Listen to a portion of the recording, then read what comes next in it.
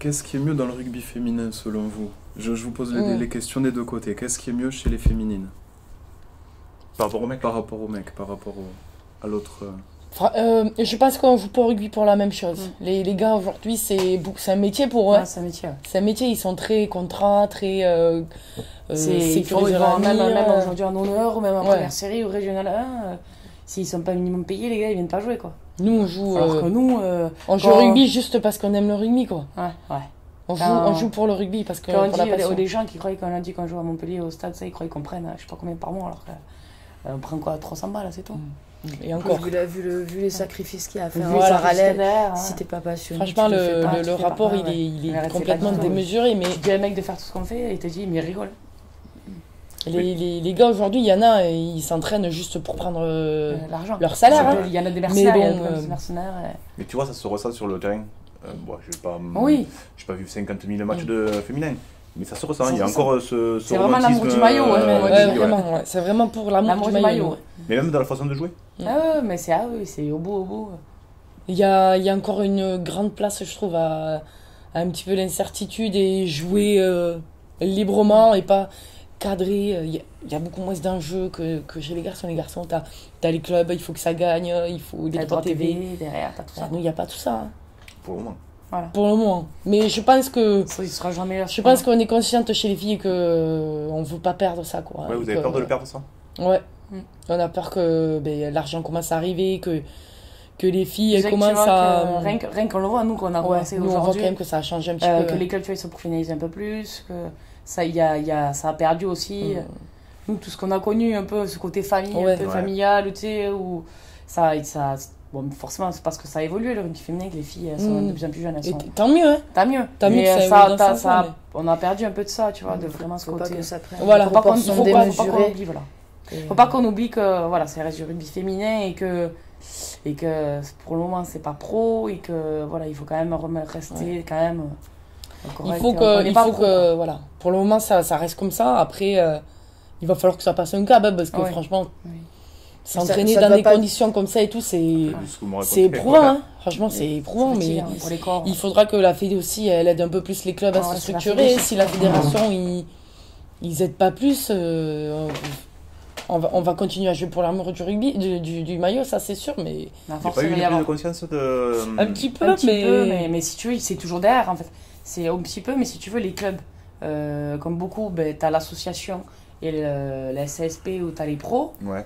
Mais de toute façon, c'est les pros qui ont tout l'argent en gros des clubs, qui font vivre un peu l'assaut.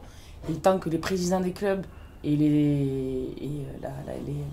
la Fédé et tout ça prendra pas conscience un peu qu'il faut injecter. Mais parce que derrière, c'est toujours pareil, t'as les sponsors, t'as les droits TV, tant que ce sera pas diffusé, il y aura pas de droits TV. Ouais. Tant que ce sera pas diffusé, mais du coup, t'auras pas de sponsors, mais du coup, t'auras pas de retombées médiatiques, t'auras rien de tout ça. Donc c'est un cercle vicieux. Si un jour il commence à diffuser le championnat, comme le championnat féminin de foot, il passe sur Canal, tu vois, depuis que c'est diffusé sur Canal, ça a pris une autre dimension, le foot féminin. C'est pareil comme pour le rugby féminin, le jour où ça va être commencé à être diffusé un peu plus qu'aujourd'hui, plus que les tournois de destination, parce que nous, quand on a joué les demi-finales et les finales contre, c'était diffusé sur France 4. Sur France 4, même sur Eurosport, ça passait, et aujourd'hui, il n'y a plus rien. Mais ça, c'est... Mais quand on en revient toujours même, c'est que politique et ça dépend des personnes que tu as à faire. Et voilà. Et ça dépend aussi des diffuseurs. Enfin, ça dépend aussi après, voilà, historiquement, c'est vrai que France TV, ils sont pour ça vraiment, ils sont à fond derrière nous. Je sais que dernièrement, ils se sont battus pour garder les droits, pour pouvoir diffuser le tournoi à destination. Donc, ils sont très... Nous, c'est vrai qu'on les côtoie un petit peu parce qu'on les croise sur le parcours, on en discute beaucoup avec eux. Eux aussi, ils aimeraient que ça soit plus développé, que ça soit plus diffusé parce que, comme tu dis, ils sont avec nous, ils sont vraiment au cœur, ils voient mais cet enthousiasme qu'on a, tout, cette joie de vivre qu'on peut mettre sur le terrain et tout, ils adorent ça. Donc, pour eux, s'ils pouvaient nous aider plus et tout, ils le feraient, quoi. Ils le feraient vraiment. Parce que l'Elite 1 fait j'aime bien, hier j'y étais, j'ai vu d'autres matchs, je peux pas aller tout voir, mais des fois j'en parle à des amis et ils se rendent compte que ça peut être sympa. Voir un match Stade Toulousain contre Blagnac, si possible avec une victoire du Stade, c'est cool. Il y a du spectacle, il se passe quelque chose. il manque quoi en fait pour qu'il y ait soit du streaming, soit un diffuseur ou... Il manque, pour moi, il manque une grosse campagne de communication ou un gros sponsor qui, en Angleterre, par exemple, leur championnat, il est sponsorisé par, je sais plus qui comme société. Et en fait, ils ont investi beaucoup d'argent et t'as une grosse communication qui est faite. Tous les matchs, ils sont diffusés. Ouais, il manque de l'argent. Il y a un cadre, il y a un cahier des charges un cahier des charges établi où un gros mécène qui arrive et qui te met sur la table. Les clubs ils doivent remplir un tel ou tel cahier des charges pour assurer la pérennité de l'équipe, du club. Mais tu vois, le premier cas, c'est que l'Angleterre, ils ont quoi, 2-3 ans d'avance sur nous aujourd'hui. Et que nous, si on impose ça à certains clubs, ils peuvent pas suivre. Ils peuvent pas suivre financièrement parce que nous, on a la chance qu'à Toulouse d'être une vraie terre de rugby. Montpellier, c'est pareil ça. Mais des clubs comme Lille, Rennes, tu vois, c'est pas... Il y en a, tu vois, mais il y a des clubs d'élite 1 c'est beaucoup moins important. Même le vivier des filles, ici à Toulouse, le bassin toulousain, toute la région, le sud-ouest et tout ça, c'est des terres de rugby où tu as beaucoup de filles qui jouent au rugby, pas qu'au stade, il y a plein de clubs autour, à Montpellier c'est pareil. Mais après, dans le nord de la France, t'as pas autant de filles qu'ici. Tu vois, il y a un club qui a arrêté sa saison d'élite 1. C'est peut-être Bobigny, c'est ça? Chili Mazarin. C'est quoi ça? Il leur manquait des joueuses, c'est ça? Ouais, en gros, il leur manquait des joueuses, mais c'est pareil, c'est le risque aussi de ce monde encore amateur où les filles, forcément, elles n'ont pas de rémunération, donc elles sont guidées par d'autres choix, leur vie perso, les études, le boulot, elles sont obligées de faire des choix par rapport à ça. C'est ce qui s'est passé à Chili Mazarin, on n'a pas des gros effectifs, donc dès que tu perds 4-5 joueuses, plus si tu as une dizaine de blessés, t'imagines, ça te fait une équipe entière et les clubs ils suivent pas. Et puis par exemple, chez Mazarin, c'est un petit club entre guillemets, ça fait pas longtemps qu'elles sont en élite 1, elles font les déplacements en bus, c'est le genre de club qui part à 4 ou 5 heures du matin en bus. C'est éprouvant. Même c'est vrai que le nord de la France, c'est pas une terre de rugby non plus.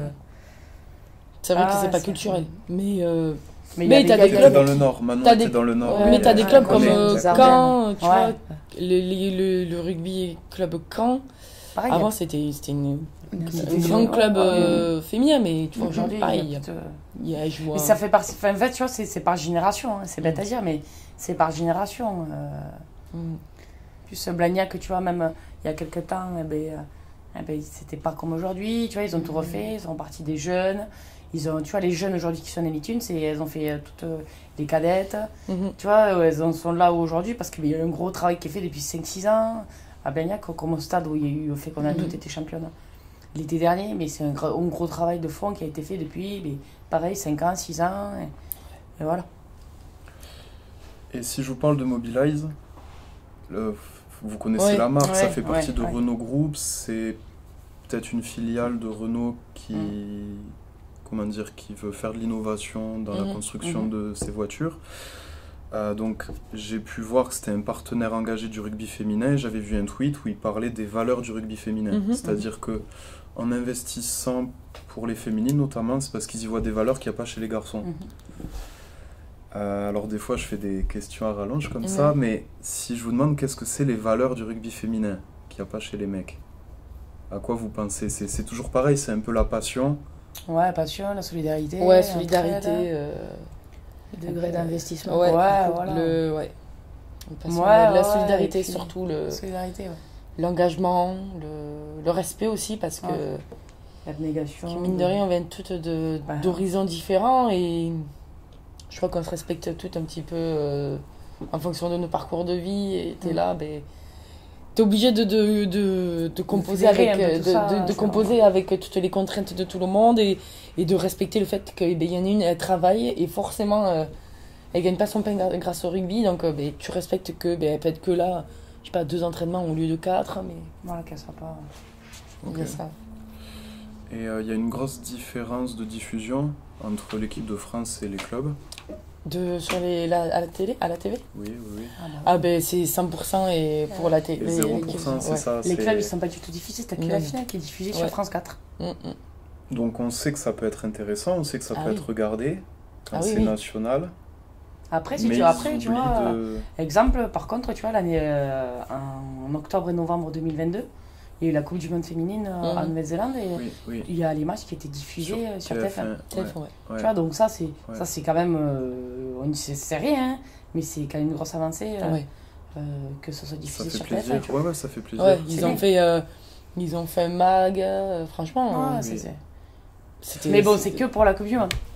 Ouais, bah après, c'est un peu le problème de tous les sports moins médiatiques que le foot, le rugby masculin, où tu es tributaire de l'équipe nationale parce que c'est la bien sûr. Regarde le handball.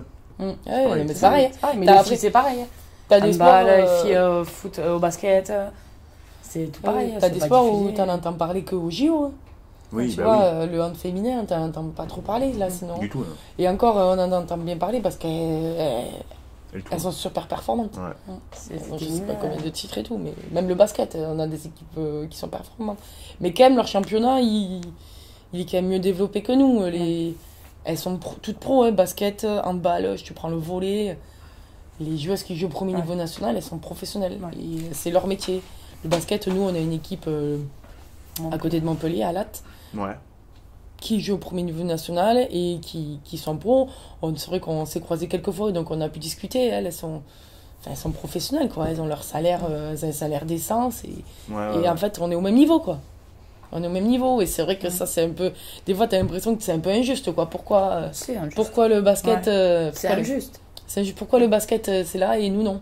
Est-ce qu'il n'y a pas une histoire aussi de... Après, mais il faut que ça rentre dans les mœurs, si tu veux. Après, nous, le rugby, ça a toujours été identifié comme un sport de masculin. C'est le temps que les mentalités évoluent. Ça fait des fois depuis ça fait. Nous, aujourd'hui, au début, quand on arrive, on fait du rugby, mais non, mais c'est pas fait pour les filles. Et ça va, vous avez pas trop de bleu, de coups, mais non. Et tu vois, là, ça fait. Tu vois, si on te parle de ça, c'est il y a 20 ans. Donc aujourd'hui, c'est de plus en plus dans les mœurs, tu vois. Aujourd'hui, on entend beaucoup parler. Ça va évoluer. Dans 20 ans, le rugby, ce sera comme. Il y a encore un sport de filles. Il y a encore des machos, des préjugés, je sais pas comment on peut dire, mais qui, tu vois passer des commentaires sur les réseaux sociaux ou des gens qui disent oh mais le rugby il y en a même des fois qui nous disent mais vous jouez c'est les mêmes règles que les garçons ça ben nous on leur dit écoutez venez voir les matchs et on en reparle parce que parler sans savoir déjà on vaut mieux se taire. Alors ça y en a beaucoup mais vraiment nous on leur dit viens voir et on en reparle. Viens voir, on en reparle. Et puis, c'est vrai que les gens, une fois qu'ils ont vu des matchs, ils disent ah ouais, finalement, ça joue. Oui, c'est du rugby, quoi. C'est même impressionnant, tu vois. Il y a des différences. C'est un peu plus de l'évitement. Il y a des différences parce que, on est moins. Déjà, physiologiquement, les filles, tout ce qui est sur le jeu au pied, t'as une grosse différence parce que les garçons, eux, naturellement, ils ont plus de force déjà. Oui. Et il y a des canonnières. Il y a des canonnières, mais quelques-unes. Le jeu au pied, c'est la grosse différence avec le rugby masculin. Du coup, on est plus sur la relance, jouer à la main. Il y a un peu moins de stratégie de jeu au pied que chez les garçons, quoi. Mais moi, j'avoue, parce que je suis allé voir un match il n'y a pas très longtemps avec Pierre, d'ailleurs, contre Villeneuve-d'Ascq. Et c'est la réflexion que je me suis fait, où c'est presque plus plaisant à voir que le rugby de maintenant des masculins. Ça joue parce que là, des fois, tu passes l'après-midi à avoir des coups de pied. Au moins, c'est spontané, c'est vrai que c'est agréable. Alors ça, au moins, c'est le côté, comment dire, prendre un aspect négatif, le transformer en positif, tu vois. Oui, je sais, mais franchement, ça fait partie des gros... ça fait partie des gros travails aux entraînements, le jeu au pied. Pour nous, 3/4, c'est le jeu au pied. C'est vrai qu'on joue beaucoup, mais d'un autre côté, on n'a pas envie que ça devienne... Nous, on aime jouer au rugby avec les mains, sinon on ferait du foot. Mais du coup, non, ça... Du coup, il y a une autre stratégie qui est mise en place par les équipes. On joue à la main, on se structure différemment, justement, pour pallier ça. Et moi, c'est pareil, faire du boum, boum, boum, se rentrer dedans. Et on est encore sur ce côté où faire la passe, lâcher les déplacements, les petits appuis. Les garçons, il y en a... C'est dur en dedans. Ils passent leur après-midi après mettre le ballon sous le bras et... Très honnêtement, on a passé une vingtaine d'années en France à avoir que des jeux comme ça. Surtout ne le prenez pas aux garçons, ça. Les seuls. C'est pas prévu. Tant mieux. C'est pas prévu au programme.